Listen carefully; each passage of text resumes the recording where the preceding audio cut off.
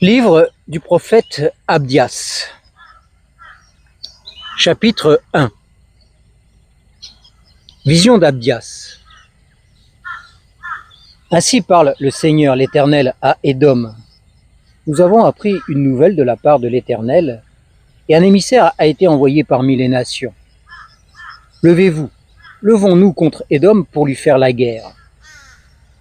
Voici que je t'ai rendu petit parmi les nations, tu es l'objet du plus grand mépris.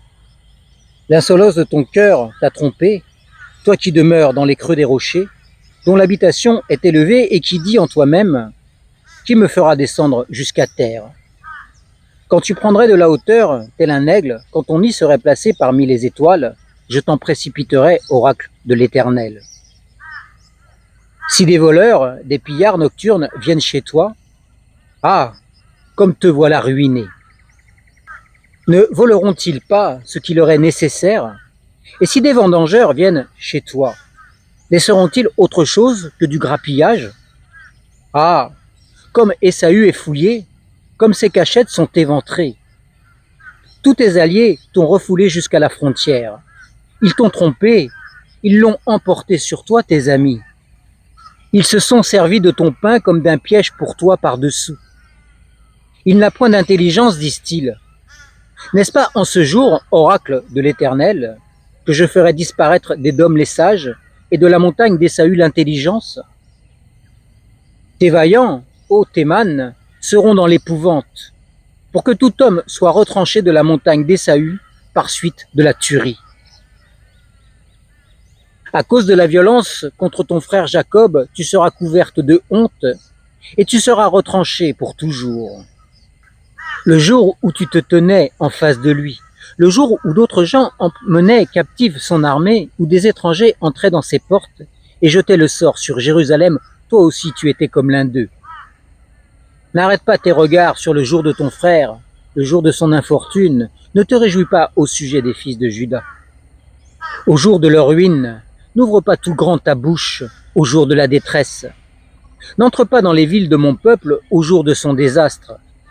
N'arrête pas tes regards, toi aussi, sur son malheur au jour du désastre. Ne porte pas la main sur ses richesses au jour de son désastre.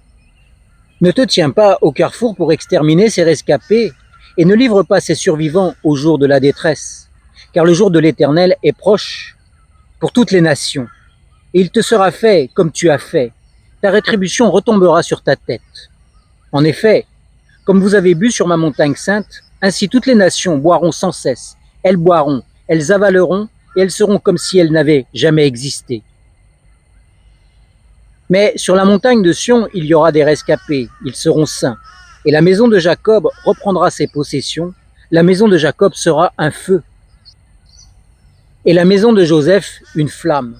Mais la maison d'Ésaü sera du chaume, qu'elles allumeront et consumeront. Il n'y aura aucun survivant pour la maison d'Ésaü, car l'Éternel a parlé. Ceux du Négueb posséderont la montagne d'Ésaü, et ceux de la Shéphéla, le pays des Philistins. Ils posséderont la campagne d'Éphraïm et la campagne de Samarie.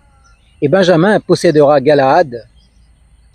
Les déportés, cette armée d'Israélites, posséderont le pays des Cananéens jusqu'à Sarepta. Et les déportés de Jérusalem qui sont à Sépharad posséderont les villes du Négueb. Des libérateurs monteront sur la montagne de Sion pour juger la montagne d'Ésaü, et à l'Éternel appartiendra le règne. Fin du livre du prophète Abdias.